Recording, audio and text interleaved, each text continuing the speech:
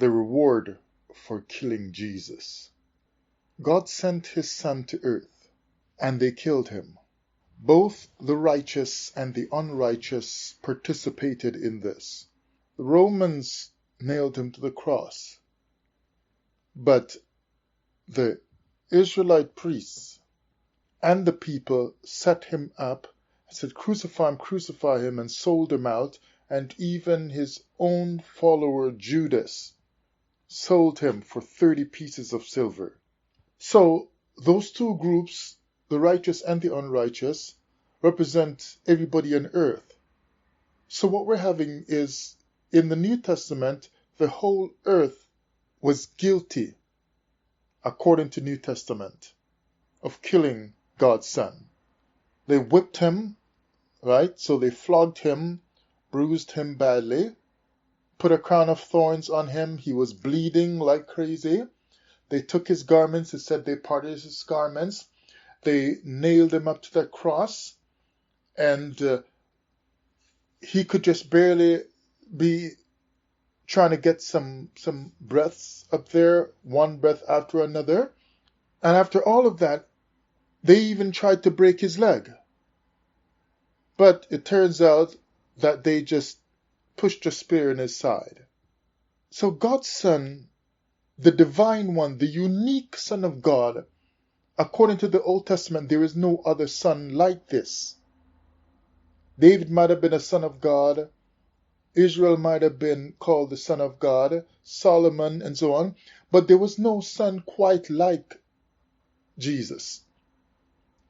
And so the Creator's Son came to earth according to the Bible, and we killed him, including the worshippers. They killed him, saying, crucify him, give us Barabbas.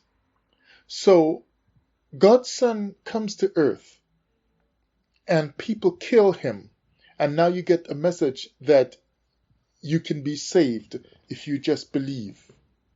Believe what was done to him, that he was crucified and resurrected. Believe that he was killed and resurrected. You focus so much on the resurrection part, but sometimes you kind of forget that we killed him according to the book. It makes us all guilty.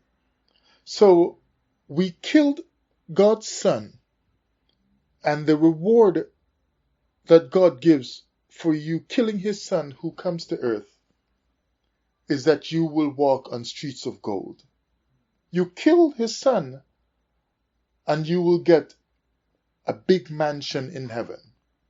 But the Bible says that God is a God of justice and judgment. Where on earth do you find people getting nice, sweet rewards for doing like just very deadly, creepy, dangerous things, wicked things? Where on earth do you find that happening? Wherever evil rules. It's an evil system that lets people do wicked things, and they're covered up, like let's say in the courts and so on. They're covered up, or in your friends groups, if you've got some bad friends or people who hate you at work or in your neighborhood or something like that. When people are flowing with hate in their veins, they reward the people who do evil to you.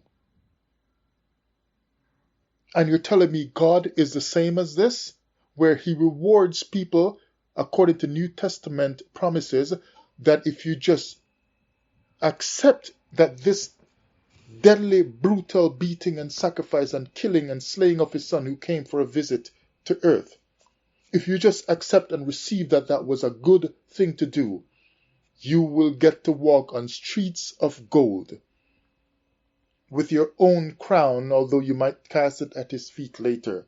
And you will have a big mansion that you could never afford on earth. The least mansion there will be more spectacular and magnificent than the most expensive multi-million-dollar mansion here on earth. This is God's reward for the New Testament believer who believes and accepts that Calvary was good because we killed God's Son.